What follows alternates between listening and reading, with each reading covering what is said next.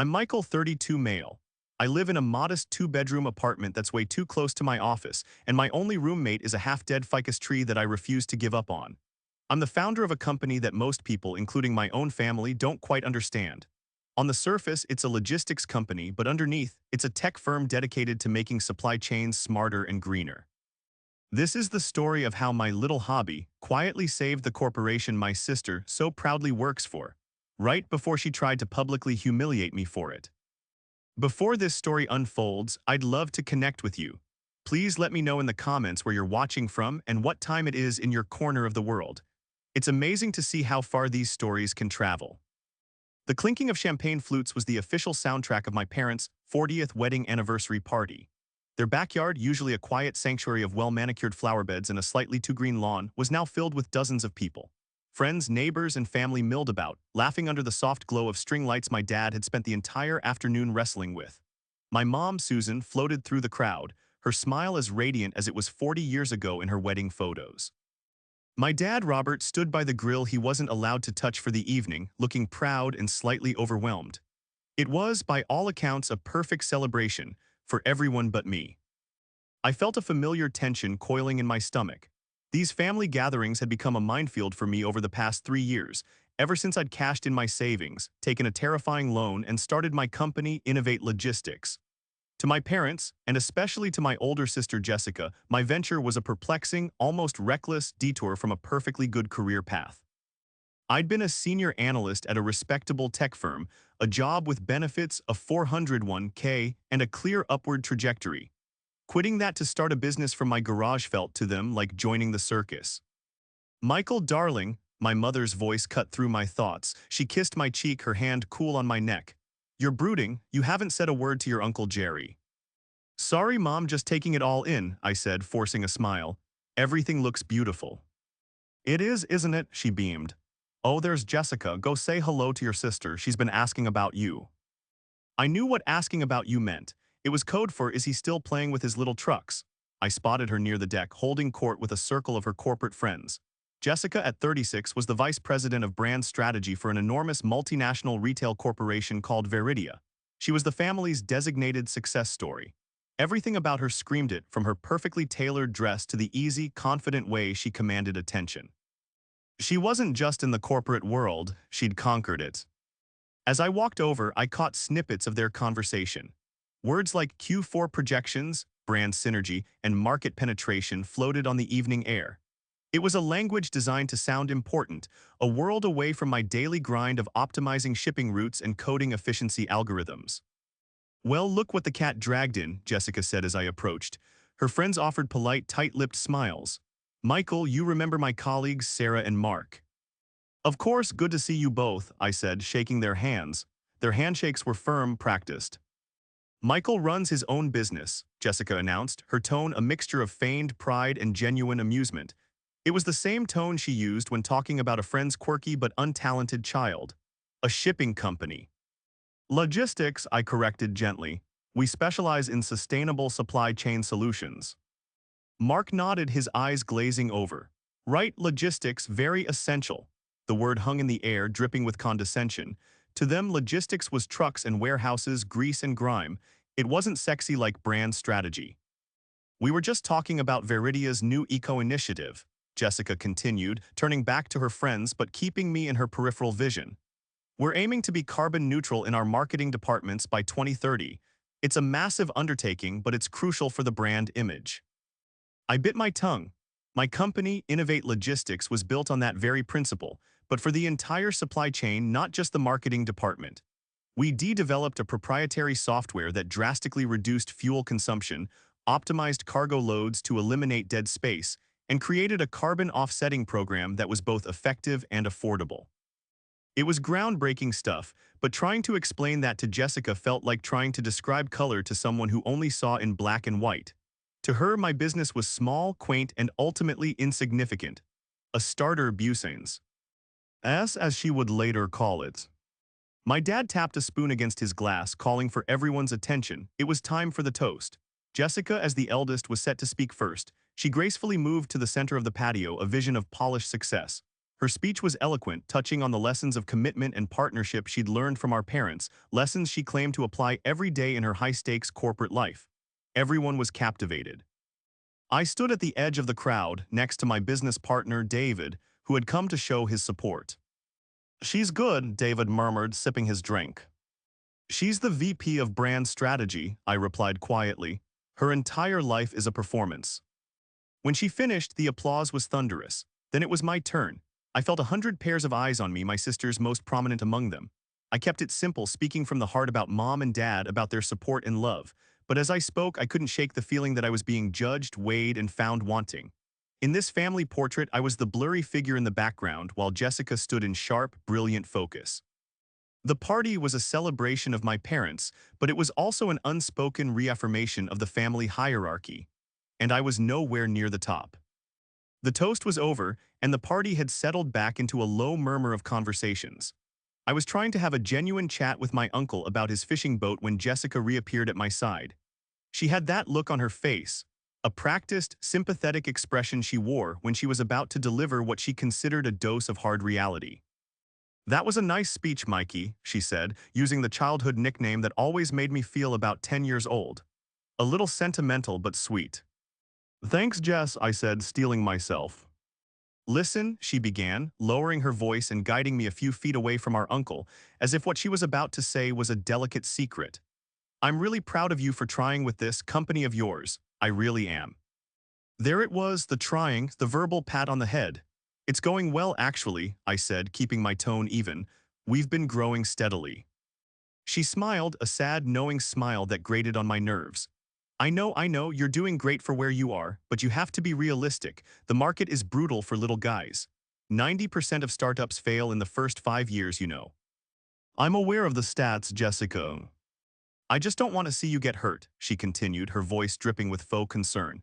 "You poured everything into this. It would be a shame to see it all just disappear. There's no shame in admitting it's not working and going back to a real job. In fact, I might even be able to find a place for you at Veridia, maybe in the analytics department. It wouldn't be senior level, of course, but it would be a start." The offer was so outrageously condescending I almost laughed. She wasn't offering a lifeline, she was offering a leash. She wanted me back in a world she understood, a world where she was several rungs above me on the corporate ladder. My independence was a disruption to her neat and orderly view of the world. "I appreciate the offer, Jess, but I'm not looking for a job," I said firmly. "Innovate is more than just a little guy. We're doing things no one else is." She sighed dramatically as if dealing with a stubborn child. "Oh, Michael, everyone thinks their idea is revolutionary. You've made a cute little business, a starter business. It's like a practice run for the real world. But you can't compete with the big players. You just don't have the capital, the infrastructure, or the connections." It was a systematic dismantling of my life's work over the last 3 years, delivered with the casual cruelty of a sibling who knows exactly where to stick the knife. Every word was designed to chip away at my confidence, to plant seeds of doubt. The worst part was, for the first 2 years of my venture, her words would have found fertile ground. There were countless sleepless nights I'd spent worrying about payroll, staring at a mountain of debt, and wondering if I had made a catastrophic mistake. I remembered the sheer terror of signing the lease on our first small warehouse, the exhaustion of working 18-hour days, the constant, gnawing fear of failure.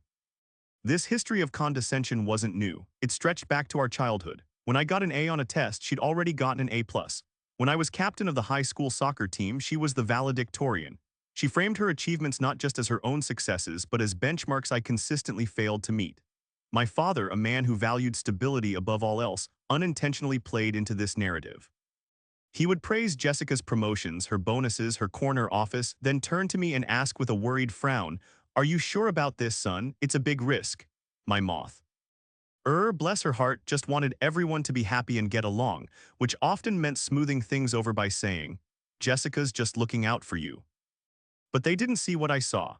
They didn't see the fire in David's eyes when we finally solved a complex coding problem at 3 a.m. They didn't see the relief on a client's face when we showed them how we could cut their shipping costs by 20% while also reducing their carbon footprint.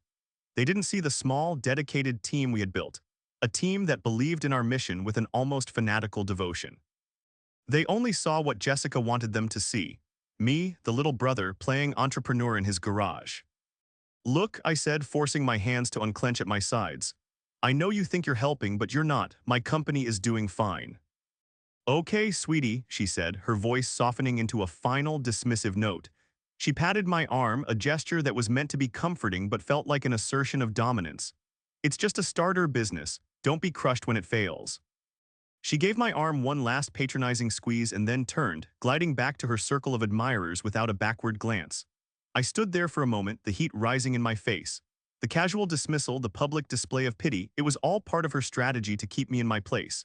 But as I watched her walk away, a slow smile spread across my face, because she had no idea what had happened 3 days ago. She had no idea that the starter business she'd just written off had just been handed the keys to her kingdom. The irony was so thick, so potent, it was almost delicious. The story of the contract began 6 months before the anniversary party, not with a bang but with a bland, automated email. It landed in our general inquiries inbox, buried between a spam message about cheap office supplies and a legitimate question from a small client. The subject line was innocuous: RFP Inquiry Logistics and Supply Chain. An RFP, or request for proposal, is a standard corporate tool for soliciting bids from potential vendors. We got a few of them a week from mid-sized companies. Usually David, my head of technology, would give them a quick look to see if they were worth our time. He forwarded this one to me with a one-line comment: "Probably too big for us, but you should see this." I opened the attached document. The logo at the top hit me like a splash of cold water. Veridia, my sister's company. My first instinct was a mix of dread and morbid curiosity. Veridia was a leviathan, a Fortune 500 retail giant with a global footprint. Their logistics needs were so vast they used a consortium of the largest, most established shipping corporations in the world. A company like ours, with just over 50 employees and a handful of regional warehouses, shouldn't have even been on their radar. "This has to be a mistake," I said, walking into David's office. He was leaning back in his chair, staring at the ceiling.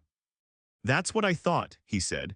"They're probably just casting a wide net to satisfy some diligence requirement, sending it out to 100 firms so they can tell their board they explored all options before re-signing with their current behemoth provider."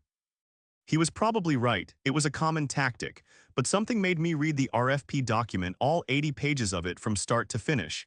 It was dense, filled with corporate jargon and technical specifications. But as I read deeper, I started to see a story emerge between the lines. Veridia had a problem, a big one. The RFP detailed a new corporate mandate for a 30% reduction in carbon emissions across their entire North American supply chain within 2 years. It spoke of rising fuel costs, inefficient last-mile delivery systems in urban centers, and mounting pressure from investors and consumers to become more sustainable. Their current providers, the old guard giants of the industry, were built on a model of cheap fuel and bulk transport. They were massive tankers, slow to turn and resistant to change. They could talk about sustainability, but they couldn't actually deliver it without a complete and costly overhaul of their entire infrastructure. The document was a cry for help disguised as a business proposal. They were looking for innovation, for agility, for a solution their current partners couldn't provide. And everything they were asking for: dynamic route optimization, predictive cargo analytics, a transparent carbon offsetting platform, was exactly what Innovate Logistics was built to do. It was the core of our business model, the very technology David and I had nearly driven ourselves insane creating. "David," I said, walking back into his office an hour later, "we're not just going to respond to this, we're going to win it." He sat up straight. "Are you serious? Michael, this is Veridia. Their annual logistics budget is probably bigger than our company's entire valuation. We." Rhea Minnow trying to swallow a whale. "Look at the specs," I urged, pointing to specific sections of the RFP. "They're not looking for a bigger whale, they're looking for a piranha, something fast and aggressive that can solve a problem the big guys are too slow to fix. This isn't about size, it's about technology, and our tech is better." For the next 2 months, winning the Veridia RFP became our singular obsession. We assembled a small, secret team. We called it Project Goliath. The level of detail they required was staggering. We had to provide 3 years of audited financial statements, which, for our young company, was basically our entire history, run complex simulations of their shipping data on our platform, and develop a multi-phase implementation plan that would be seamless and cause zero disruption to their operations. I barely slept. I lived on coffee and adrenaline. My apartment became a sea of spreadsheets and technical diagrams. During this time, I had a weekly Sunday dinner with my parents, and Jessica was often there. The irony was suffocating. "Still busy with your little project?" she'd ask, scrolling through her work emails on her phone. Yeah, pretty busy, I'd reply, my mind 1,000 miles away, running calculations on Veridia's West Coast distribution network. You should really take a vacation, Mikey. You're going to burn yourself out, she'd say with a dismissive wave of her hand. I never said a word about the RFP. Not to her, not to my parents. Part of it was strategic. We were in a competitive bidding process and silence was golden. But another part of it was personal. I didn't want her to know. I didn't want her to have the opportunity to dismiss it, to laugh it off, or worse, to try and interfere. If we were going to do this, we were going to do it on our own terms, completely under the radar. I wanted to win not just the contract, but the argument. I wanted to prove, not with words, but with an undeniable, game-changing result, that we were more than just a starter business. The unexpected opportunity had become a secret mission, a silent crusade happening in the shadows of my family's low expectations. The deeper we dug into the Veridia RFP, the more we understood the scale of their problem. David, our tech wizard, was the one who really cracked it open. He spent a week buried in the sample data sets they'd provided, running them through our proprietary analysis software. Late one Tuesday night, he called me into his office. His whiteboard was covered in a chaotic web of diagrams and numbers, but his eyes were crystal clear with excitement. I found it, he said, his voice hushed with reverence. I found the Goliath's weakness. He pointed to a graph on his monitor. Their current system is a mess. It's not one system, it's 5 incompatible systems cobbled together through years of acquisitions. Their East Coast distribution doesn't talk to their West Coast distribution. Their warehouse inventory is updated manually at the end of the day, not in real time. It's a logistical nightmare. What David had uncovered was a level of inefficiency that was almost comical for a company of Veridia's size. They were losing millions of dollars a month on what the industry calls deadheading, trucks driving back from a delivery with empty cargo holds. Their last-mile delivery system, the crucial final step of getting a product to the customer's door, was so poorly optimized that drivers were often crisscrossing the same neighborhoods multiple times a day. Their carbon footprint isn't just bad for the planet, David explained. It's a symptom of a much deeper disease. They're wasting a fortune on fuel, on man-hours, on vehicle maintenance. They're not just polluting, they're hemorrhaging money. This was our opening.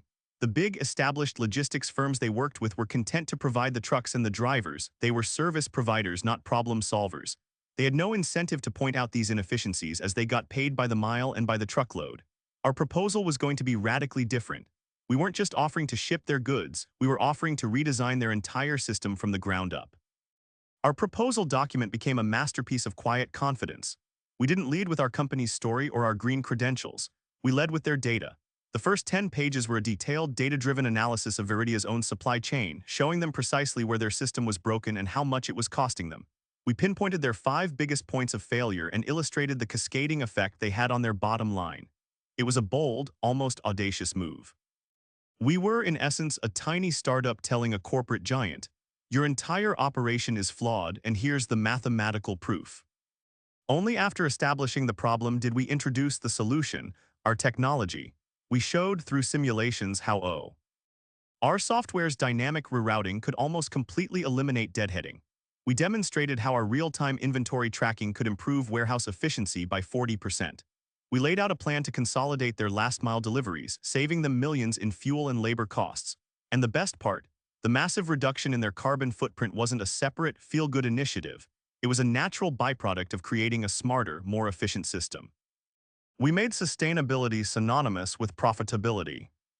While the tech team was refining the proposal, I was working the financial angle.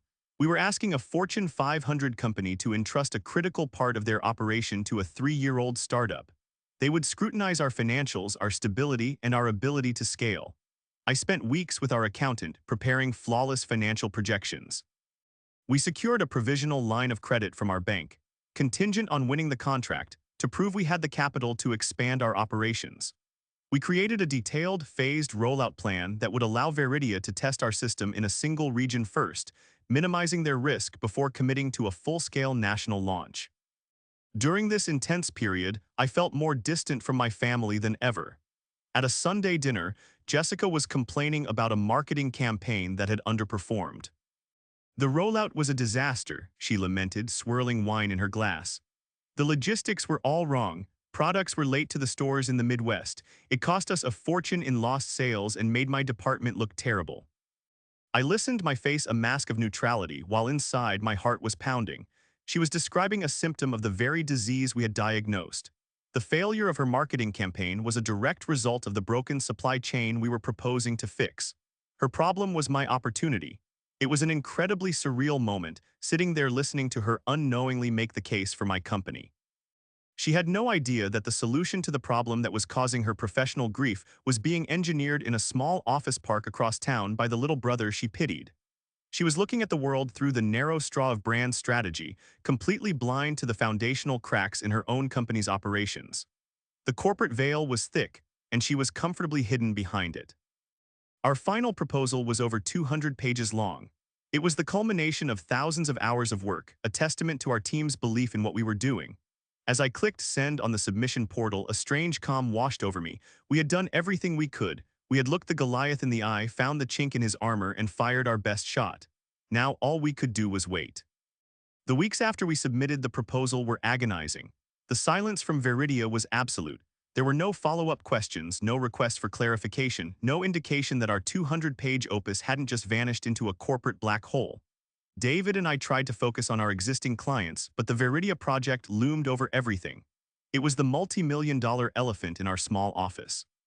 "They're probably just laughing at us," David said one afternoon, staring blankly at his monitor. "Some junior analyst was probably tasked with reading our proposal and is now showing it to his boss as a joke."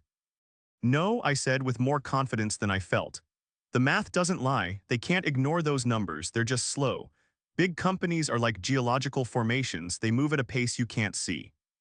I held on to that belief, but doubt was a constant companion. I replayed conversations with Jessica in my head, her patronizing words echoing in my ears. "You can't compete with the big players." Maybe she was right. Maybe we were just naive dreamers. Then 6 weeks after we submitted, an email arrived. It was from a vice president of North American operations at Veridia, a name I didn't recognize. The subject was simple: "Ray, your proposal." My hand was shaking so badly I could barely click the mouse. The email was short and to the point. He said our proposal was unconventional but highly compelling. He wanted to schedule a meeting with our leadership team. They wanted us to come to their corporate headquarters and present our findings in person. The day we walked into the Veridia corporate campus was surreal. The place was a city unto itself, a sprawling complex of glass and steel buildings. Our little office could have fit into their lobby. We were escorted to a top-floor boardroom with a panoramic view of the city. Seated around the massive oak table were 6 Veridia executives. They were all older, dressed in expensive suits, and wore expressions that ranged from skeptical to intrigued. The VP of Operations, a stern-looking man named Mr. Harrison, ran the meeting. For 2 hours, David and I walked them through our proposal. We didn't use flashy affix or marketing buzzwords. We just presented the data, the logic, and the technology. We showed them the flaws in their system and the elegance of our solution. We answered their questions with directness and honesty. They grilled us on our security protocols, our financial stability, our ability to handle the scale of their operation. It was the most intense, high-stakes meeting of my life. As we were wrapping up, Mr. Harrison leaned forward, his eyes fixed on me. "Your analysis of our internal inefficiencies is disturbingly accurate," he said, a ghost of a smile on his lips. "You've understood our problem better than the partners we've been paying for a decade. The question is, can a company of your size really deliver a solution?" "Mr. Harrison," I replied, my voice steady, "our size is our advantage. We're not a battleship, we're a guided missile. We were built from the ground up to solve this exact problem. Your current partners are the battleships. They're powerful, but they can't make the turn you need to make." The room was silent for a long moment, then Mr. Harrison nodded slowly. "We'll be in touch." The next 10 days were even worse than the initial waiting period. We had come so close, and the fall from that height would be devastating. Then came the phone call. It was Mr. Harrison himself. "Michael," he said, his tone all business, "we've reviewed our options. The board has approved a pilot program with Innovate Logistics for our Pacific Northwest region, effective immediately. If the metrics you've projected hold true for the first 6 months, we will move to a full national contract. Our legal team is drafting the paperwork as we speak." I held the phone, speechless. I mumbled my thanks, ended the call, and just stood in the middle of my office. David came out, saw my face, and knew immediately. "We got it," he whispered. I just nodded. And then we, two grown men who had poured our souls into this company, started yelling and jumping around the office like we had just won the lottery. In a way, we had. The next few days were a blur of lawyers and contracts. The final document was an inch thick. Signing it was the most significant moment of my professional life. As the ink from my pen dried on the signature line, it felt like more than just a business deal. It was a validation of every late night, every risk, every sacrifice. It was the silent, definitive answer to every person who had ever doubted us. I signed the contract on a Wednesday. My parents' anniversary party was that Saturday. I told no one except David and our key team members. I didn't call my parents to brag, and I certainly didn't call Jessica. The knowledge of the signed contract was a secret I held close, a trump card I hadn't yet decided how to play. I just knew that the game had fundamentally changed. The ink wasn't just dry, it was indelible. The anniversary party felt different now. 3 days earlier, I had walked in feeling like an underdog, a disappointment hiding in plain sight. Tonight, I walked in feeling like I was holding a royal flush in a game of poker where everyone else thought I was bluffing with a pair of twos. The string lights seemed brighter, the music more cheerful. I felt a calm, centered confidence I hadn't felt in years. I mingled, I made small talk, I laughed at my uncle's terrible jokes. I was fully present, not brooding in a corner. I saw Jessica watching me from across the lawn. She must have noticed the change. I probably looked different, less tense, more relaxed. She likely mistook my confidence for resignation, as if I had finally accepted my humble station in life. That was the only way her worldview could process it. She chose her moment perfectly, just as I was getting a fresh drink from the bar set up on the patio. It was a high-traffic area, ensuring a good audience for the little scene she was about to stage. She glided over, her VP of brand strategy smile firmly in place. "There you are," she said, "having a good time." "The best," I replied, and I meant it. "Mom and Dad seem so happy." "They are," she agreed, then she lowered her voice, shifting into her role as the concerned, wise older sister. "Listen, Mikey, I was thinking about our chat from the other day." Internally, I braced myself. The performance was about to begin. "Oh yeah. I really think you should take my offer seriously," she said, her voice full of phony sincerity. "That position in analytics at Veridia, it would give you stability, a real future. You wouldn't have to worry about your little company keeping you up at night." A few people nearby, including some of our cousins, had started to subtly listen in. This was exactly what she wanted. She wasn't just talking to me, she was performing for the family. She was reinforcing the narrative, Jessica, the successful one, benevolently helping her struggling, misguided brother. "I appreciate it, Jess, but like I said, Innovate is doing really well." I said, keeping my smile pleasant. She sighed, the picture of sisterly frustration. "But well, for a small company isn't the same thing, is it? It's a dead end, there's no growth, you have to be realistic." This was the climax of her speech, the part where she delivers the knockout blow of pity. She reached out and patted my arm, a gesture so practiced and patronizing it was almost artistic. "It's just a starter business, sweetie," she said, her voice loud enough for our cousins to hear clearly. "Don't be crushed when it fails." There it was, the exact line, the punchline to the long-running joke of my career. The audience, our family, nodded with sympathy, looking at me with kind, pitying eyes. They were all in on the joke. I didn't pull my arm away, I didn't get angry, I just let her finish. I let the silence hang in the air for a beat, letting her words land and settle in the minds of everyone listening. I looked at her confident, smug expression, and I just smiled. It wasn't a smirk or a triumphant grin, it was just a calm, simple smile. I subtly adjusted the cuff of my blazer, a small, meaningless gesture that felt incredibly significant. It was a physical act of composure, of control. "What's so funny?" she asked, her smile faltering slightly. My reaction wasn't what she expected. She wanted me to look dejected or to argue defensively. My calm was unsettling her. "Nothing," I said smoothly. "I was just thinking about something that happened at work this week." "Oh," she prompted, expecting a story about a lost client or a broken-down truck. "Yeah," I said, taking a slow sip of my drink. "It's funny you mention Veridia." Her eyes narrowed. "What about it?" "Well," I began, my voice still quiet and conversational, "it's a great company. Huge, a real giant in the industry, but even giants have problems. You know, inefficiencies, things that look small on paper but add up to millions of dollars, like their supply chain, for instance." Her expression went from smug to confused. This was not part of the script. "What do you know about our supply chain?" "More than you'd think," I said, my smile widening just a little. I know their logistics network in the Pacific Northwest is about to get a complete overhaul. A new, tech-driven system designed to increase efficiency by nearly 40% and drastically cut their carbon emissions. She stared at me, her mouth slightly agape. How could you possibly know that? That's a high-level internal project.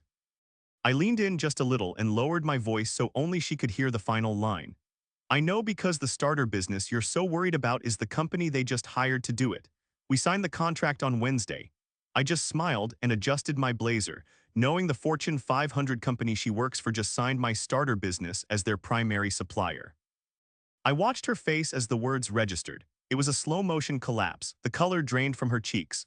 The confident, condescending mask of the VP shattered, replaced by a raw, unfiltered look of utter shock and disbelief. For the first time in our lives, she was speechless. She looked at me not as her little brother, but as a complete stranger, a person who had been operating in a world she didn't even know existed. The joke was over, and the punchline was one she never could have written. The aftermath of that conversation was not a loud explosion, but a deafening silence. Jessica just stood there, her hand frozen midair where it had been patting my arm moments before. Her mouth opened and closed a few times, but no sound came out. The small crowd of cousins that had been listening in on her pep talk now looked back and forth between us, a new kind of understanding dawning on their faces. The pity they had felt for me moments ago had morphed into a stunned respect, while their admiration for Jessica curdled into confusion. Without another word, she turned and walked away, her movement stiff and unnatural. She didn't glide back to her friends this time. She retreated, finding a dark corner of the yard to frantically type on her phone. I knew what she was doing. She was trying to verify my story, probably texting her colleagues, searching the internal Veridia network for any mention of Innovate Logistics. I didn't watch her for long. I turned back to the party, feeling as if a 10-ton weight had been lifted from my shoulders. David, who had watched the entire exchange from a distance, came over and handed me a beer. That, he said with a wide grin, was better than any movie I've ever seen. She made it too easy, I replied, taking a long drink. The beer had never tasted so good. The news rippled through the party, not like a wave, but like a change in the electrical charge of the air. People started looking at me differently. My uncle, who had been telling me about his fishing boat, now came over to ask about investment opportunities. My cousins, who always treated me with a sort of gentle indifference, were now asking detailed questions about logistics and technology. It was a strange and immediate shift in status. The real reckoning, however, came the next day. On Sunday morning, I got a call from my dad. "Michael," he said, his voice sounding strained. "Your sister just called us. She was upset. She said some things about your business and her company. Is it true?" "Every word, Dad," I said calmly. There was a long pause on the other end of the line. I could hear my mom in the background asking what was going on. "A Fortune 500 company," my dad said, more to himself than to me. "Son, why didn't you tell us?" "Would you have believed me?" I asked, not with bitterness but with genuine curiosity. "Or would you have just told me not to get my hopes up?" The question hung in the air, unanswered, because we both knew the truth. My father sighed, a heavy, weary sound. I see. Well, your mother and I are very proud of you, Michael. We really are." It was the first time he had said that about my business without a but attached. The fallout at Veridia was swift. On Monday morning, Jessica would have walked into an office where my starter business was now a strategic partner. She, the vice president of brand strategy, had been completely blindsided by one of the most significant operational shifts her company had made in years. It made her look out of touch and foolish. The story of how her own brother's little company had secured the massive contract while she was publicly pitying him became the stuff of corporate legend, whispered over coffee and in conference rooms. Her position, built on an image of being smart, connected, and ahead of the curve, was permanently damaged. Her condescension had backfired in the most spectacular way possible. A few weeks later, my parents insisted on a family dinner, just the four of us. It was excruciatingly awkward. Jessica barely looked at me. She picked at her food, her usual confident chatter replaced by a sullen silence. My parents tried to fill the void with painfully neutral topics: the weather, a neighbor's new car, the state of their garden. Finally, during a long pause, I looked directly at Jessica. "How's the new logistics integration going at work?" I asked, my tone even and professional. She flinched, then looked up at me, her eyes full of a complex mixture of resentment, humiliation, and for the first time a sliver of respect. "It's efficient," she mumbled before looking back down at her plate. It wasn't an apology, and I never expected one. But it was an admission. It was a concession. The old hierarchy had been demolished. We were no longer the successful sister and the dreamer brother. We were two adults operating in the same professional world, and my seat at the table was now just as prominent as hers, if not more so. The victory wasn't in her humiliation, it was in my liberation. I was no longer defined by her expectations or my family's doubts. The ink that had dried on that contract hadn't just secured a future for my company. It had rewritten my own story.